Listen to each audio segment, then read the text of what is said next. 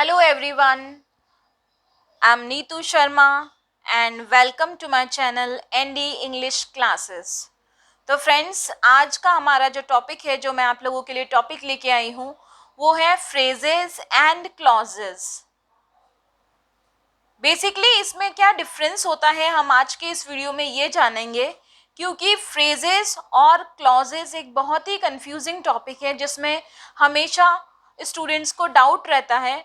तो आज मैं आपके उसी डाउट को क्लियर कर रही हूँ और बेसिक कंसेप्ट के साथ मैं आपको बताने जा रही हूँ, क्योंकि जो ये टॉपिक है ये आपके आगे की क्लासेस में, सीनियर क्लासेस में भी काम आता है एंड आफ्टर 12th बहुत से कॉम्पिटिटिव एग्जाम में भी ये टॉपिक्स काम आते हैं। तो अगर इनको आप बेसिकली नहीं समझेंगे तो आगे तक आपको प्रॉब्लम रहेगी। So let's start are this topic. Firstly we are studying phrases. Okay, phrases को मैंने यहाँ आपको 4 पॉइंट्स के थ्रू समझाने की कोशिश की है। फ्रेजेस, सबसे पहली बात हमें फ्रेज समझने के लिए क्या चाहिए, it is made of words. Okay, so number 1 first point is group of words. तो फ्रेजेस के लिए हमें सबसे पहले क्या चाहिए, group of words. Okay, it is the first condition. Number 2, here no subject and no verb is required. It is the main thing which is used in phrases. देखिए, phrase के अंदर हमें किसी भी सब्जेक्ट की ज़रूरत नहीं होती और ना ही वर्ब की ज़रूरत होती है। तो आप इसको इस तरीके से समझ सकते हो कि हो सकता है किन्हीं रेयर कंडीशन में सब्जेक्ट तो होगा बट वहाँ वर्ब नहीं होगा।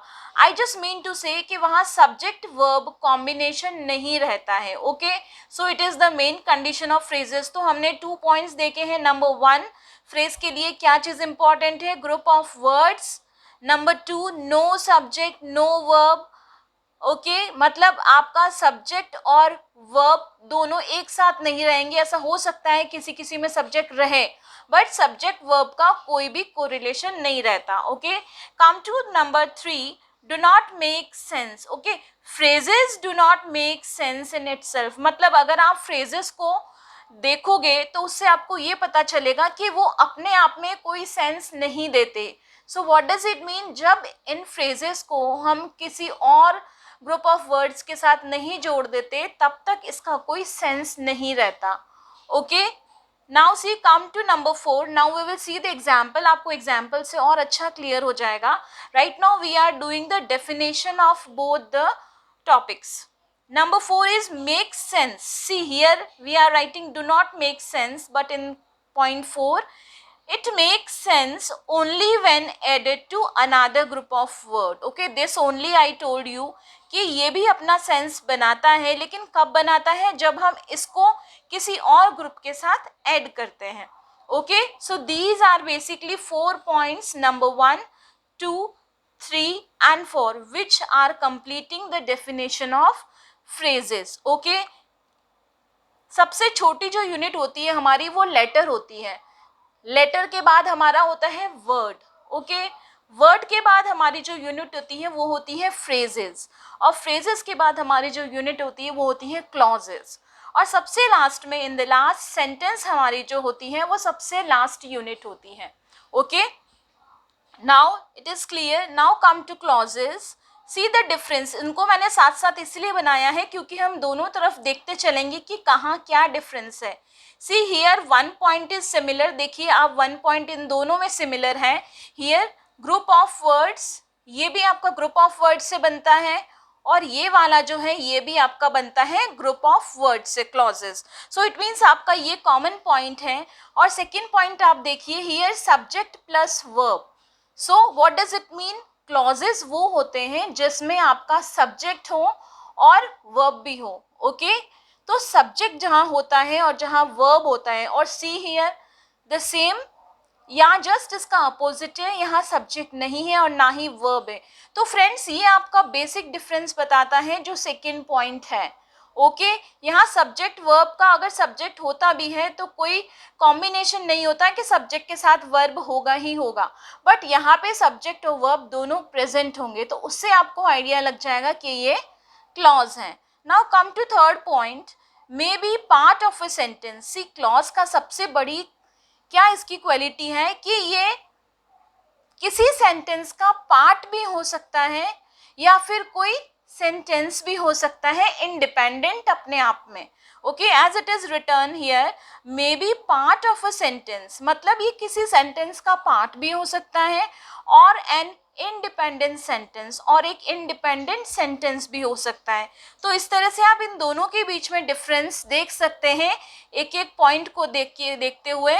So your basic will be clear from it. Okay, तो ये सेंटेंस का पार्ट होता है और किन कंडीशन में ये इंडिपेंडेंट सेंटेंस होता है वो मैं आपको क्लॉजेस के जब हम पार्ट्स करेंगे डिटेल में तब मैं आपको समझाऊंगी।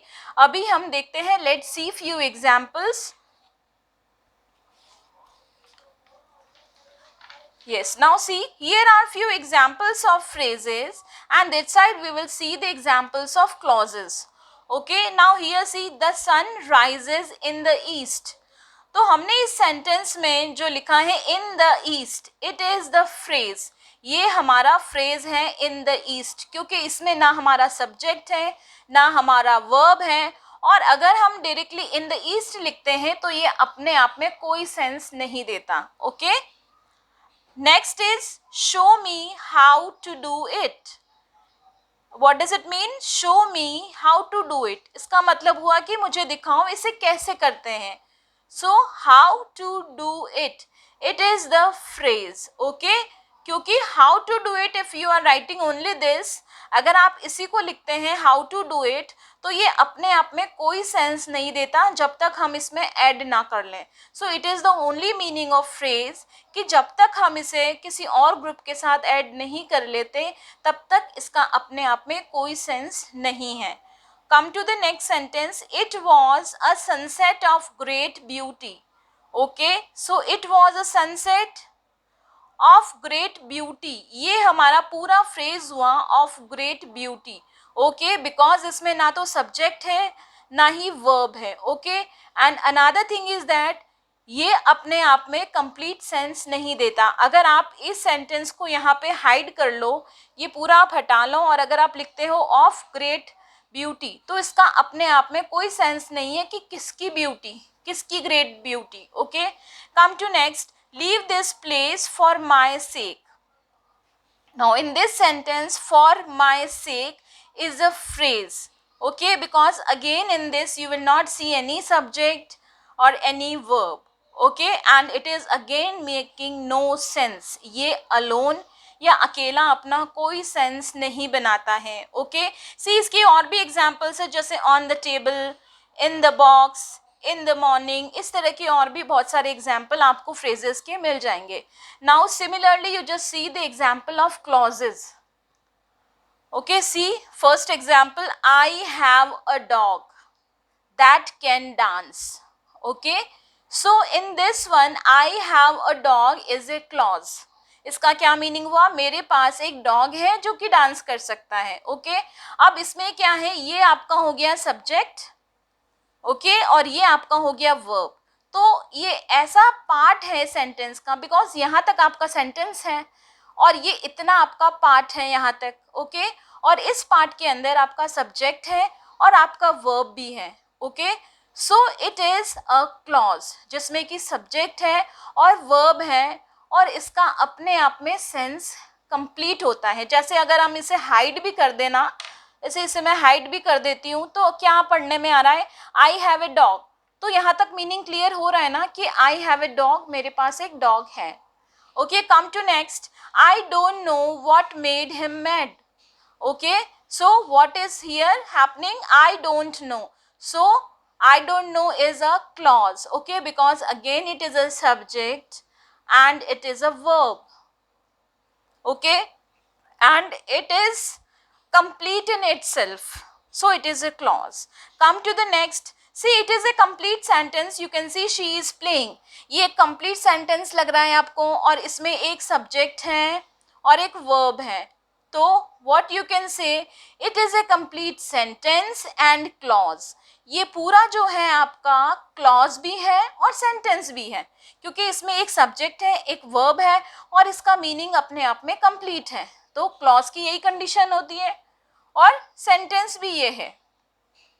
Okay, next is he laughs. ये बहुत छोटा सा है तो आप इसको देख के कंफ्यूज भी हो सकते हैं कि तो छोटा सा है तो फ्रेज होगा, बट फ्रेंड्स यहाँ छोटे से कोई मतलब नहीं है, हमको सिर्फ सब्जेक्ट और वर्ब देखना है मेनली। तो ही आपका सब्जेक्ट है और लाफ्स आपका है वर्ब। तो जहाँ सब्जेक्ट और वर्ब है और जहाँ इसका मीनिंग कंप्लीट होता है अपने आप में, जैसे ही लाफ, इसका क्या मीनिंग हुआ, वह हंसता है, तो मीनिंग अपने आप में ये कंप्लीट है ना।